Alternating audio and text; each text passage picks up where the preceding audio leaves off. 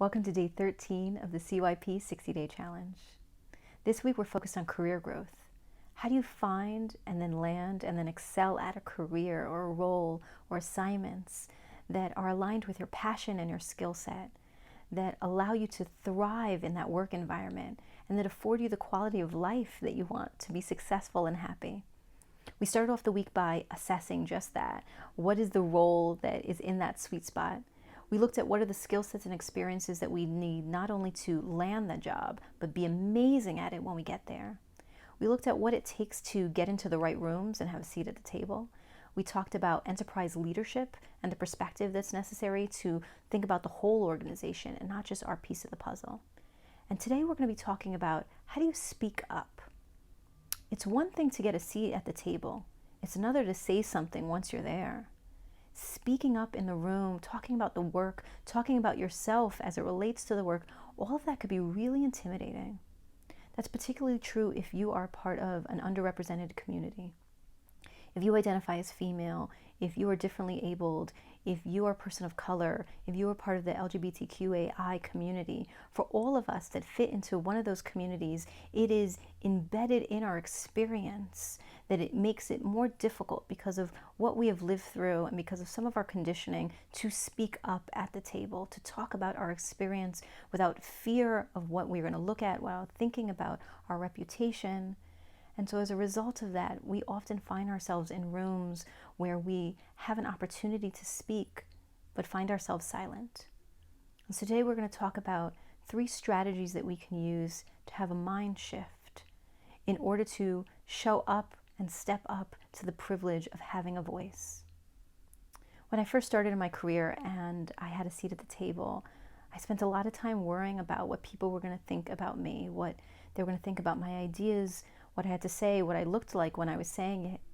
And it wasn't until I made the mind shift and realized that I was a microphone for the message, that I was able to then stop thinking about me and start thinking about the communities, the audience, the constituents that I was representing by having a seat at that table. When I realized that if I did not say something, then the people who I was representing, that their needs and their concerns would not have a place at that table, then allowed me to stop thinking about me and start thinking about them. Think about your portfolio. Think about the type of work that you do. Think about if you don't say anything, what is the impact of that? Who will be impacted by that? Channel their needs, channel their concerns, and look to yourself as a microphone for the message. Consider it to be a privilege and an opportunity that you have to sit at that table and speak on behalf of these constituents and leverage that opportunity well by focusing on not on what you're going to look like and what people are going to think about you, but instead, how can you craft and tailor a message that resonates?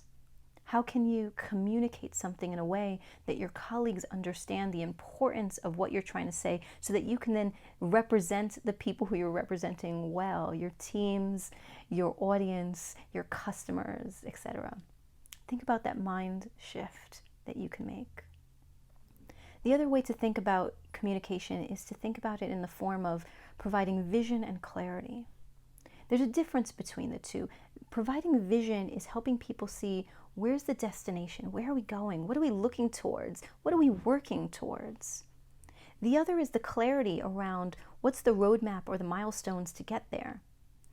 Often, my experience, leadership or colleagues choose one or the other. We have folks who are wildly inspirational and get you excited, but then you're not clear about what your role is or what's due on Friday or who's supposed to submit what assignment and when. And we have other people who are really tactical and you know exactly what needs to happen in their spreadsheets and their charts of work and everything is really organized, but you don't feel inspired. You don't understand why this is important.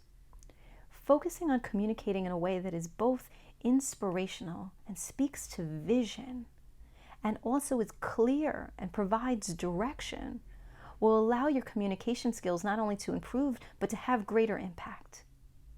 And the last thing to consider when you work on your CYP 60-Day Challenge tool today is how do you have an elevator speech? How do you have a 2-minute answer to the question, so what do you do? that allows people not only to also feel excited about your work, but to understand your role in it and why it's so important. If you click on the CYP 60-Day Challenge link in the bio or in the comments, you're going to find a tool that will allow you to explore all 3 of those strategies. It's going to give you an opportunity to think about how are you communicating things now? What are some of the things that you're struggling with? And how might you reframe that language if you shift your mindset to advocating on behalf of the people who you're representing, your audience, your constituents, your customers? There's going to be an opportunity for you to think about how you can speak with vision and with clarity. And then there's going to be a little template for you to think about your elevator speech. There's going to be a sample there and some opportunities for you to explore. How do you talk about your work with conviction, with passion, with clarity, to get people excited and to want to know, well, tell me more, and where's that? And I want to be a part of that. Go into the CYP 60-Day Challenge link, print it out, go online and fill it out via the PDF fillable document, and then go onto Facebook. Let us know what this process has been like for you. If you've missed any of the challenges or you want to catch up on the week, go to our website at craftingyourpath.com. You're going to find most of the handouts there. We archive some of them, so if you want access to all of them, then sign up for our newsletter so that you can get all of the CYP 60-Day Challenge tools and tips and videos, and then come back tomorrow as we continue to explore all of the different ways in which you can find and excel at the career of your dreams.